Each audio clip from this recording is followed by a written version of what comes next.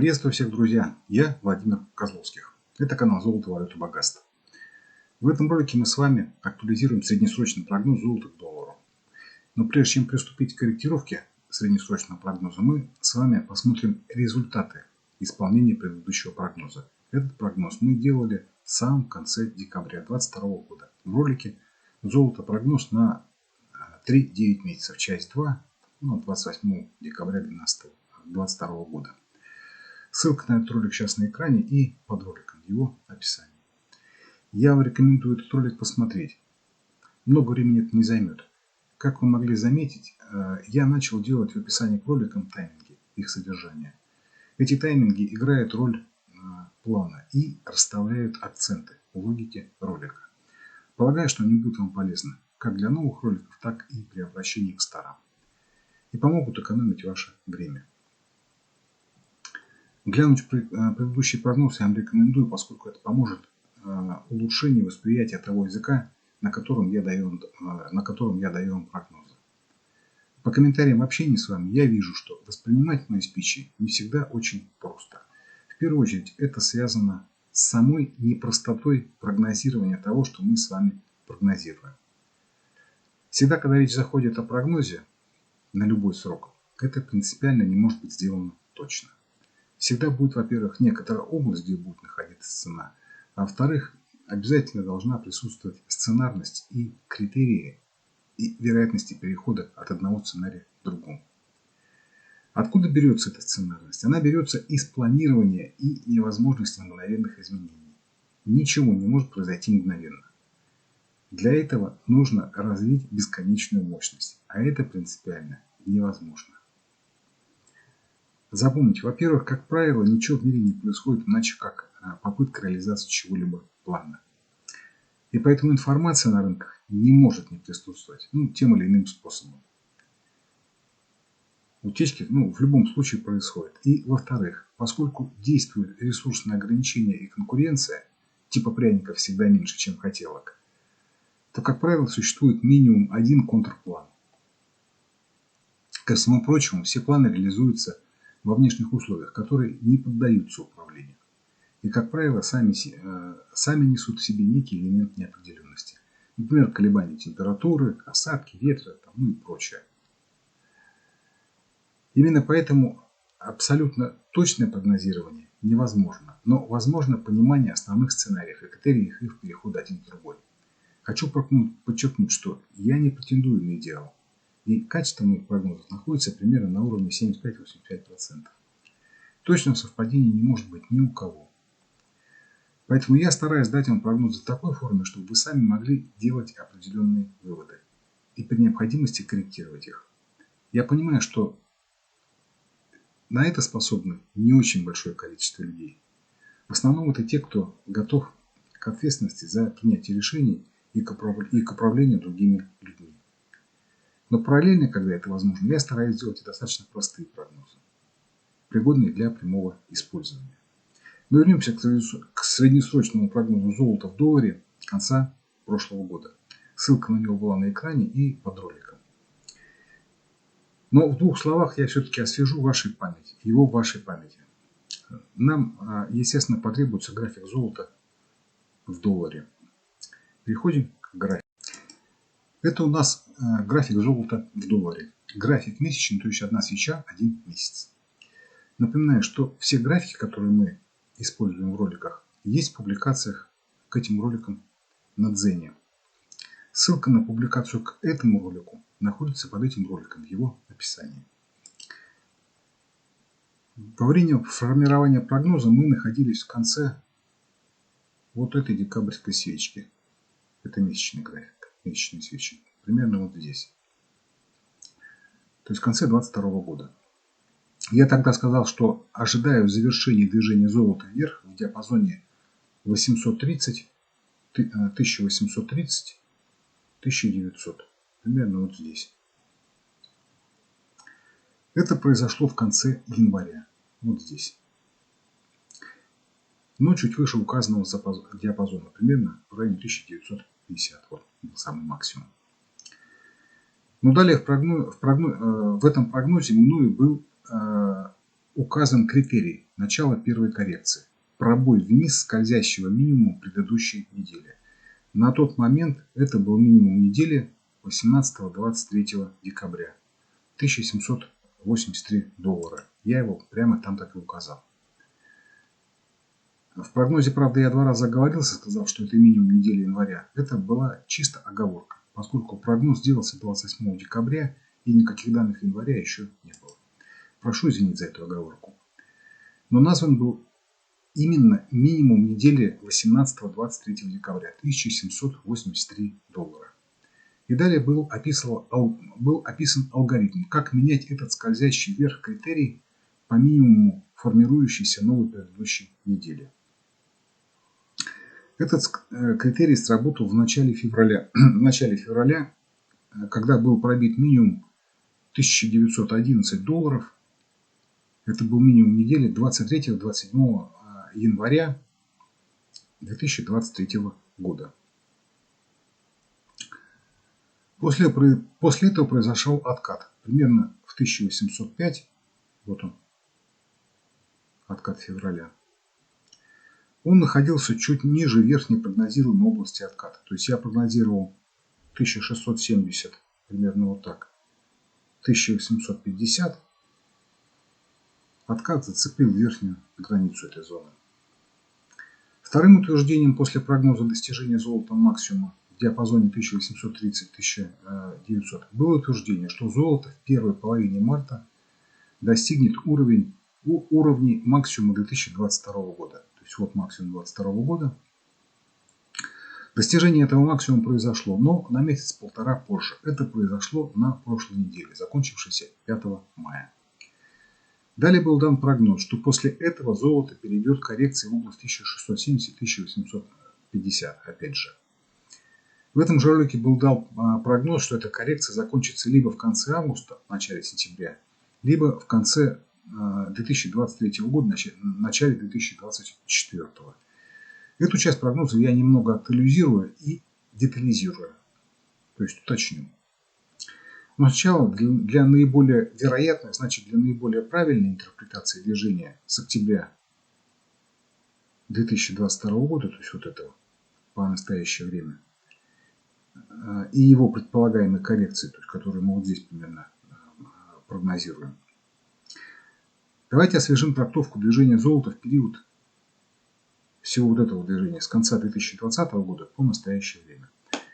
Крупномасштабную техническую трактовку золота к доллару и ее сценарную вариативность мы с вами подробно разбирали в роликах долгосрочного прогноза золота, что вероятнее, рост или падение в 5 раз, и в ролике золото прогноз 15-20 лет. Экономика России выросла на 20%, кризис на Западе будет еще 40-60 лет.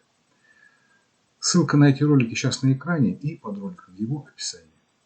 Поэтому подробно я на этом останавливаться не буду, а только очень коротко напомню все необходимые нам сейчас моменты. Заодно мы еще раз глянем на то, как долгосрочная картина позволяет нам сохранить вариативность сценарного поведения золота. Перейдем ненадолго в годы. Напомню, что основная наша интерпретация движения золота, начиная с 2000-х годов, вот отсюда, это трактовка этого движения как большой третьей зеленой волны от первой и второй волн с начала 30-х через 80-е и к началу 2000-х. То есть это первая, вторая, вот она. И мы трактуем вот эту волну как третью большую зеленую. Соответственно, элементы с начала 2000-х по 2011, с 2011 по 2015 и с 2015 по настоящее время мы с наиболее высокой вероятностью трактуем как синие внутренние первую, вторую и начавшуюся третью волны большой третьей зеленой волны, вот этой. Поскольку нас сейчас больше интересует краткосрочные тенденции, на долгосрочных условиях существования такой разметки я не останавливаюсь. Но если вам это интересно, гляньте в упомянутых ранее роликах долгосрочного анализа. В рамках модели Лиотта и такой долгосрочной интерпретации движения золота характер и трактовка движения с 2020 года, то есть вот отсюда, по настоящее время с наибольшей вероятностью и в большей степени определяется трактовкой этого движения в рамках закономерности формирования третьей синей волны. То есть вот характер вот этого движения в наибольшей степени определяет то, что происходит вот здесь.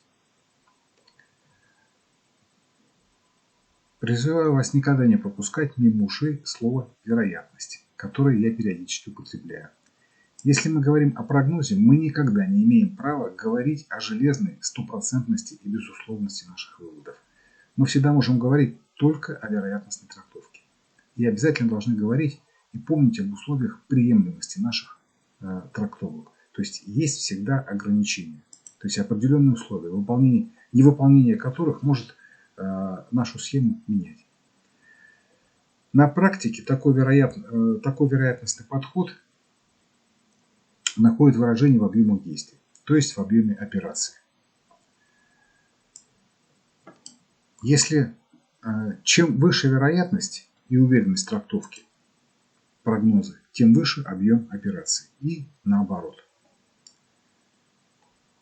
Продолжаем. Характер пропорции и внутреннюю структуру элементов движения 2020-2023 года в основном определяет трактовка внутренней структуры, вот эта вот внутренняя структура, формирующейся третьей волны, которая началась в 2015 году вот здесь, по настоящее время.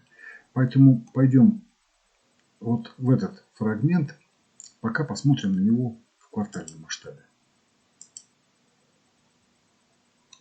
Пока вот так возьмем.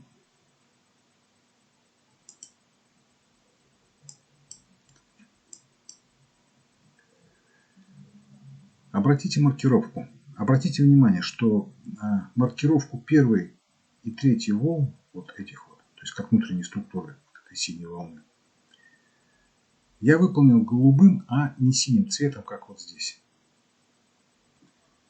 Прямо сейчас это для нас не очень важно, но небольшое пояснение я все равно сделаю. Третья волна как минимум в 1,6 раза больше первой волны. А первая синяя волна у нас вот какого размера, посмотрите. Вот она. Поэтому мы вправе ожидать, что третья синяя, пока не нарушены условия существования, с высокой вероятностью будет существенно больше первой волны, вот этой. То есть вот эта вот третья, которая начала формироваться, она должна быть существенно больше вот этой. Но тогда формирующаяся потенциальная пятиволновочка, которая пока голубым цветом размечена, вот эта вот пятиволновочка, которую мы сейчас рассматриваем, наиболее вероятно не может быть всей третьей синей волной, когда сформируется. Она слишком маленькая для этого. Вот она всего лишь какая. Минимально эта пятиволновка сформируется где-то примерно вот здесь. Ну, если будет пробит максимум этого года. То есть это вот первый уровень Фибоначчи я беру просто для оценки. Не говорю, что это будет именно обязательно вот здесь. То есть есть еще некоторые условия, которые нужно выполнить. И с наибольшей вероятностью полностью эта пятиволновка будет только первой маленькой сильной волны. То есть вот эта пятиволновка, когда и если она сформируется, она и будет, скорее всего, вот такой вот маленькой первой волной. Вот в синей волне. Сейчас для среднесрочки нам это не сильно важно. Поэтому я не стал ставить еще одну маленькую единичку синенькую. Ну вот здесь по-хорошему надо было его здесь поставить. Но отметить этот момент на память нужно. Он очень важен стратегически. Как вы помните, третья синяя волна, внутренняя волна, то есть вот эта вот третья синяя волна, она внутренняя волна большой третьей зеленой волны.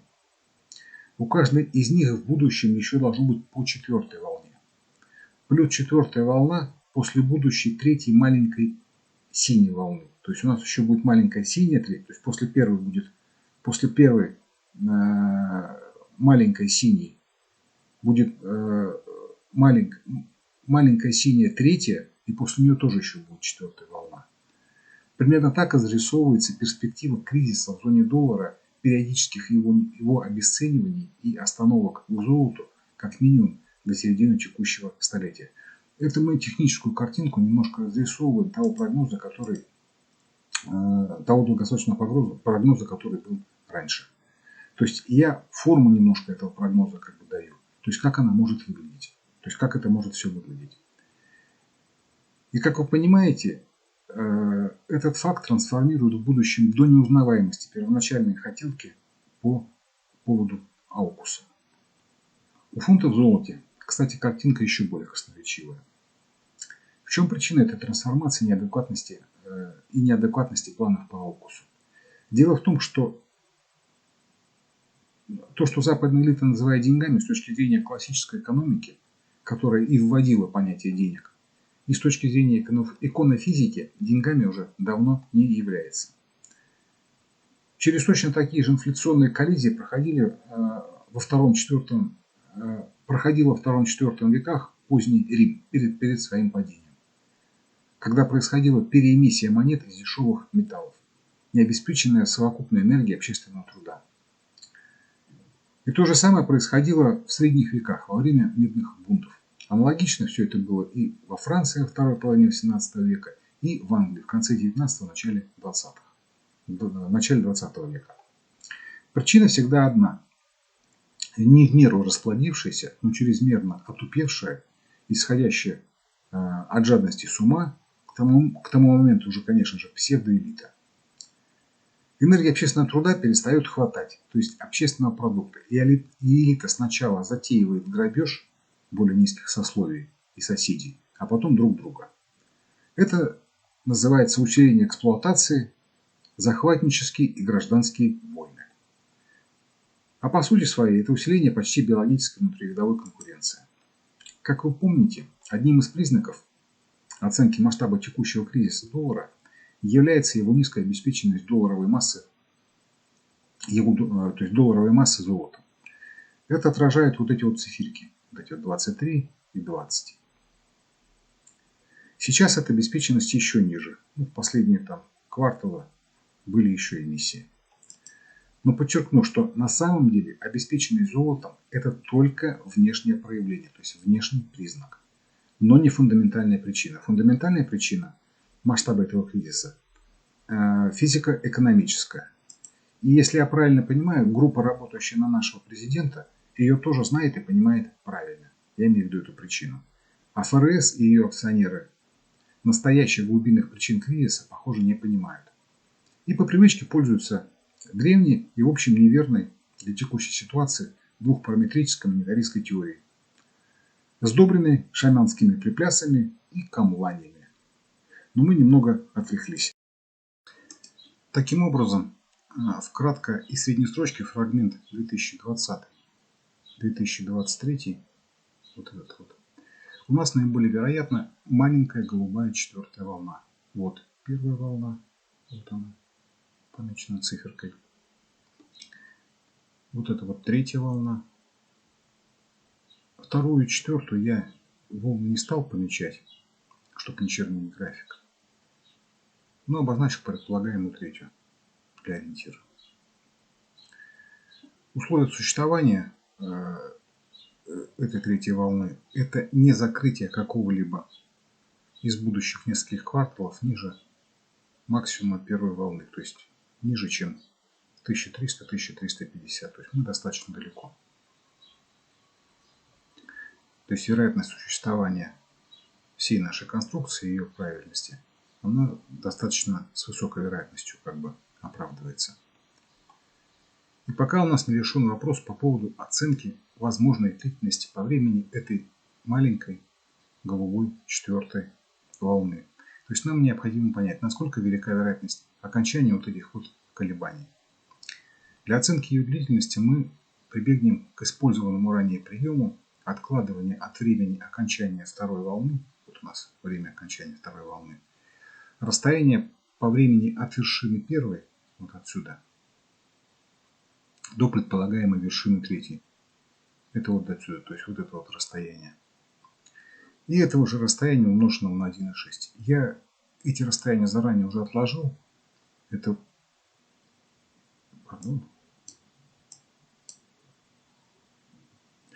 это вот эти две тонкие синие волны. Вот это.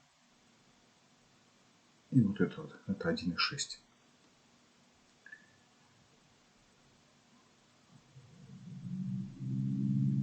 Одна заканчивается в середине 22 примерно в середине 22 года, вот ее конец. И примерно совпадает с минимумом золота во второй половине 22 года, вот здесь вот. Вторая заканчивается в районе второй половины 24 года, вот ее конец.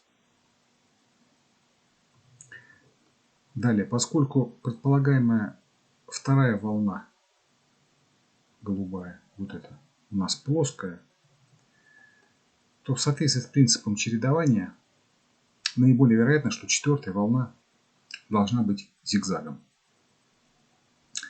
Но этот не совсем классический зигзаг, больше похожий на флаг. Мы его видим. Вот.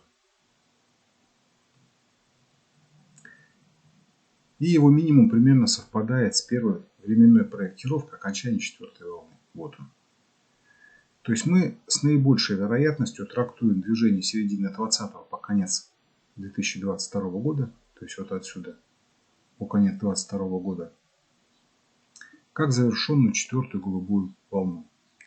А движение с ноября 2022 года, вот отсюда, по сейчас, как наиболее вероятное начало пятой голубой волны. Отмечу, что дополнительные условия ее подтверждения, увеличивающие вероятность правильности нашего с вами утверждения, это пробой максимум 2020 года. То есть в случае, если происходит этот пробой, это дополнительное подтверждение правильности нашего построения.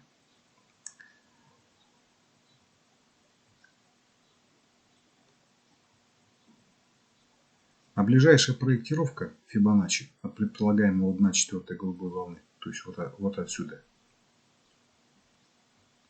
по всей вот этой вот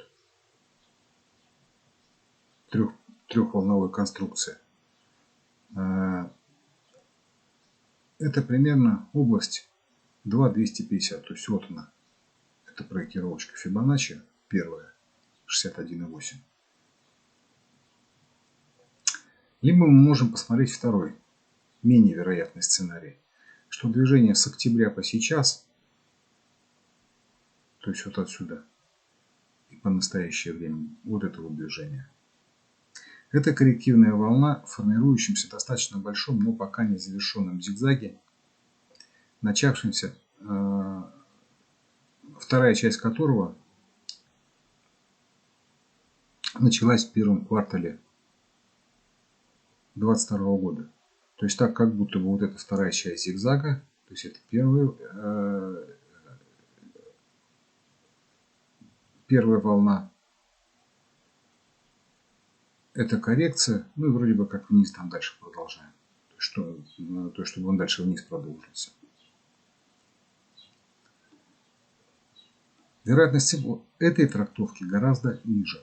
И в случае пробоя по спотовым ценам максимум 2022 года, то есть вот этого максимума, совсем близко, это примерно 2070,4 доллара. Вероятность такой трактовки станет вообще нулевой.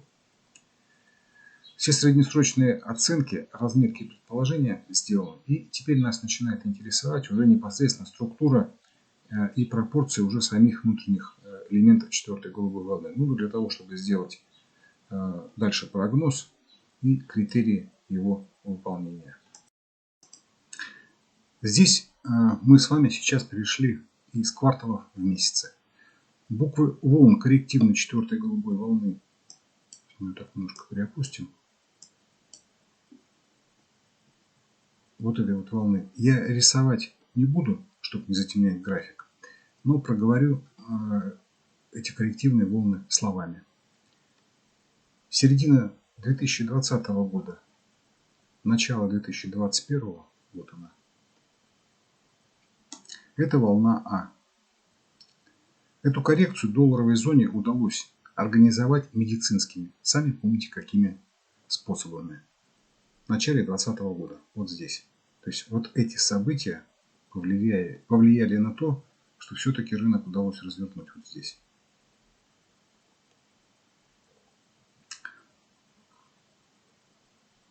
Тогда в начале 2020 года, вот здесь, стало очевидно, что золото начинает разносить доллар. Ну и поэтому эти события были все организованы. Вот из этой конструкции 2021 года, вот из этой, при ее пробое вверх могло получиться качественное начало пятой голубой волны. То есть вот туда вот, дальше. Это бы начало разносить доллар дальше. Для предотвращения этого был необходим мощный негатив для мировой экономики. И сторонники доллара, провокации нас на СВО в начале 2022 года, вот здесь, сделали из этой конструкции, вот из всей, коррективную волну Б. Но в силу экономической дремучести западных экономистов и непрофессионализма военно-политического командования НАТО разрушить экономику России и поставить ее на колени при помощи санкций и СВО не удалось. Поэтому волна С, вот это, укрепление доллара получилось слегка недоразвитой. Эта неудача стала очевидна к сентябрю 2022 года. Вот здесь. Взрыв нашего газопровода для наращивания экспорта сланцевых СПГ и нефти вкупе с наращиванием экспорта оружия сделали свое черное дело для экономики США и доллара. Именно эти факторы прервали формирование полноценной волны С, вот этой, то есть развить ее дальше вот сюда. В октябре-ноябре 2022 года, вот здесь. Экспорт сланцевых нефти и газа из США за доллары и является одной из самых главных причин углубления кризиса в США. Все по типу России 90-х. Как и ранее отмечу, что не золото двигало этими событиями. И не сидел кто-то за графиками и выгадывал, как то или иное событие повлияет на курс золота к доллару. Нет, это не было главным фактором. В данном случае золото просто оценивало и записывало последствия действий и событий. Подчеркиваю, сила золота не в том, что это драгоценность, а в том, что это достаточно качественная и объективная мера стоимости. То есть для нас с вами его ценность не в том, что это мощный инструмент воздействия, а в том, что это качественный измеритель. Волна С, вот это, в днях и неделях технически имеет достаточно хорошо выраженную импульсную структуру. Это могло бы позволить предположить, что движение с ноября 2022, вот это, по сейчас будет коррективной волной в большой возможной волны С. То есть вот это вот импульс, здесь как бы коррекция и дальше продолжение волны С. Но эта коррекция ушла слишком далеко, слишком высоко. Как, кстати, и было нами предсказано в нашем с вами прогнозе конца прошлого года. Результаты которого мы с вами только что разбирали. Плюс движение с ноября 2022 по сейчас, вот это время, в днях и неделях имеет четкую пятиволновую импульсную структуру. Поэтому более вероятным сценарием является то, что оно, вот это движение, не является не коррективное движение снижения первой половины 2022 года, а часть формирующейся пятой волны голубой, то есть которая пойдет вот сюда. Но коррекция вот сюда еще возможна. Поэтому пробой минимума 2022 года и продолжение падения имеет более низкую вероятность, чем продолжение формирования пятой голубой волны. Помимо этого, внутренние характеристики последней трети вот этой части, вот этого всего роста 19-20 года, говорят о том, что вероятность нового максимума выше максимума 2020 года очень-очень высокая. Более мелкие сценарии в рамках формирования пятой голубой волны я пока разбирать не буду, но отмечу, что текущий уровень цен, то есть вот это место, очень неплохое место для промежуточной фиксации длинной позиции золота в долларе. Причины. Во-первых, текущий уровень цен у достаточно сильного сопротивления среднесрочной конструкции 2020-2023 года. То есть вот он, верхний диапазон. У максимума 2020 года и у максимума 2022 года. То есть вот эти уровни – это сопротивление. Возврат части этой фиксированной позиции может быть сделан или на пробое вот этих вот максимумов, вот этого и вот этого, или после локальной коррекции вниз, если она произойдет. Ну, то есть куда-то вот в это место. Мы сейчас чуть поподробнее об этом поговорим. Подчеркиваю, что речь идет о промежуточной фиксации только длинной позиции золота в долларе, то есть позиции, открытой в кредит. Напоминаю, что в предыдущем ролике часть 1 золото-доллар рубль, как сохранить стоимость, структура сбережения капитала, мы как раз с вами и доказывали, что нейтральная инвестиционная позиция – это позиция в золоте. Ссылка на этот ролик сейчас на экране и под роликом его описание. В соответствии с этим длинная позиция, о которой я здесь говорю, это позиция, открытая в кредит за доллары, в дополнение к нейтральной позиции. И, соответственно, короткой позицией в этой трактовке будет продажа части золота за валюту. В данном случае за доллары, с замещением части золота в нейтральной позиции валютой. Акцентирую ваше внимание, что сейчас речь идет только о позиции золота в долларе. Никакого отношения к золоту в рубле это отношение не имеет. Прогноз по золоту в рубле мы с вами делали в конце марта. В ролике «Золото-рубль» прогноз на 2-3 месяца и 2-3 квартала марта 2023 года. Ссылка на него сейчас на экране и под этим роликом, его описание. Как я уже говорил, этот прогноз я оставляю в силе. А по поводу общей структуры сбережений в разрезе золото, доллар, рубль мы с вами будем говорить во второй части того ролика, нашего предыдущего ролика. Это будет через 1-2 ролика после коррекции среднесрочного прогноза доллар-рубль и, может быть, если будет необходимо, прогноза золото-рубль. Краткосрочным критерием начала коррекции золота в долларе, начиная с недели 8-12 мая, то есть вот которая идет сейчас, будет пробой вниз минимума предыдущей недели, то есть 1-5 мая, 1977 долларов. Внимание! Цена критерия дана по спотовому рынку Форекс. Этот критерий действует в случае, если до этого пробоя вниз не произойдет пробой по спотовому рынку максимума недели 1-5 мая 2063. Ну вот он здесь, вот этот вот максимум. 2063.1, то есть 1/10. Пробой этого уровня вверх является и критерием отмены прогноза на коррекцию золота к доллару вниз. В случае, если до этого сработает критерий начала коррекции золота вниз. В случае, если критерий начала коррекции вниз будет выполнен, то есть будет пробит минимум предыдущей недели, та, которая закончилась сейчас уже, то я полагаю, что наиболее вероятно, что коррекция будет двухтактной, с 2 уровнями консолидации. Первая зона консолидации – это примерно 1890-1915, примерно вот здесь, у наших сопротивлений, которые показаны.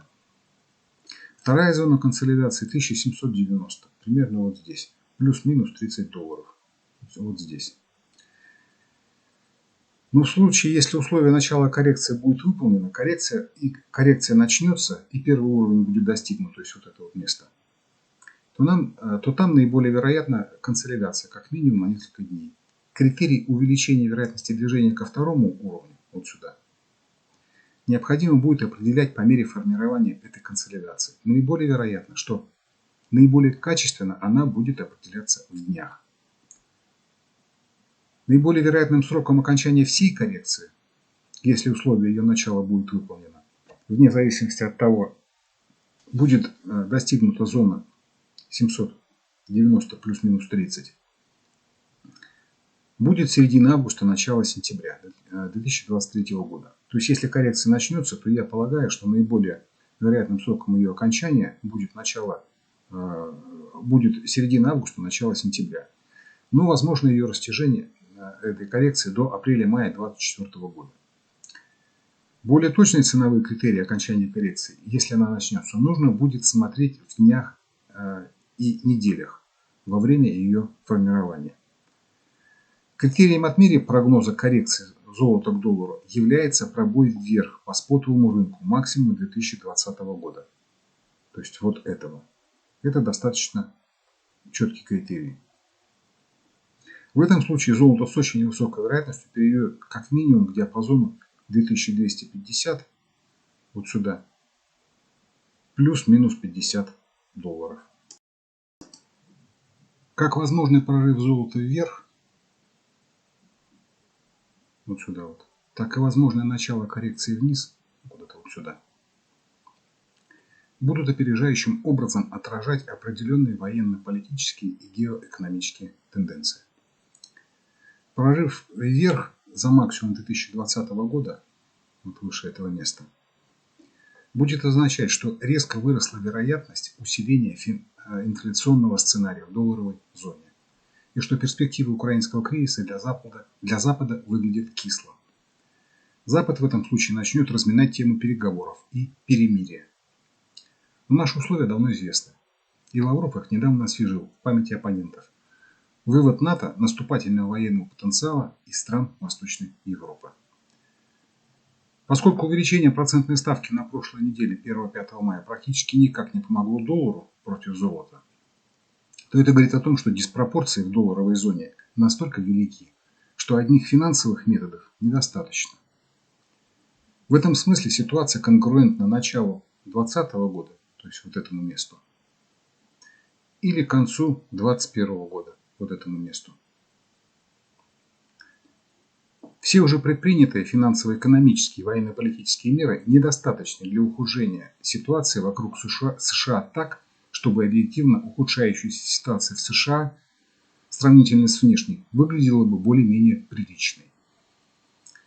Для того, чтобы инициировать увеличение притока капитала в США, предпринятых финансово-экономических и военно-политических мер пока недостаточно. Поэтому для усиления доллара необходима эскалация стратегии «дядюшка Сэм гадит». Именно с этим связан постоянный перенос американцами украинского наступления. За этим скрывается попытка синхронизации этого наступления с другими мерами давления на экономическую ситуацию за пределами США, а значит опосредованно на рынок нефти и золота. Именно такими элементами общего нагнетания ситуации являются рисование ордена на арест нашего президента, атака беспилотниками на Кремль и теракт в отношении Захара Прилепина. Таким образом, американцы пытаются инициировать эмоциональный ответ России, чтобы увеличить вероятность ошибки в ее действиях. Для прекращения очередной волны падения доллара им нужны события, сопоставимые по масштабам негативного воздействия на международные рынки, сопоставимые или с ковидом, вот здесь вот, или с началом России СВО, вот здесь вот. Используя для этого процентную ставку становится все опаснее, поскольку ее увеличение ведет к росту стоимости долга США и к банкротствам заемщиков внутри самих штатов, ну и на Западе. Продавить доллару золото ниже минимума 2022 года, то есть ниже вот этого места, удастся только в том случае, если будет высока вероятность втягивания в военный конфликт с Россией новых участников, ну или каких-либо серьезных военных действий на других театрах военных, ну, где-нибудь на Востоке, допустим, на Дальнем. Но подчеркиваю, что условием начала хоть какой-то коррекции является пробой вниз минимум прошлой недели, 1-5 мая, 1977 долларов. Если коррекция начнется, то вероятность движения золота ниже обсужденных уровней поддержки в районе 1900 и 1800 будет определяться параметрами, с которыми золото их достигнет, если дойдет до этих уровней.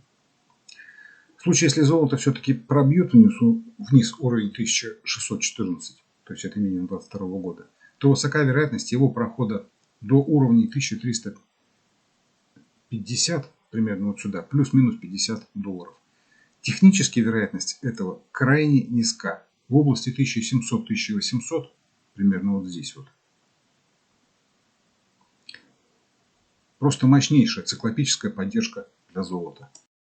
Прогноз золото-рубль мы делали с вами совсем недавно, в конце марта, я оставляю его пока без каких-либо изменений.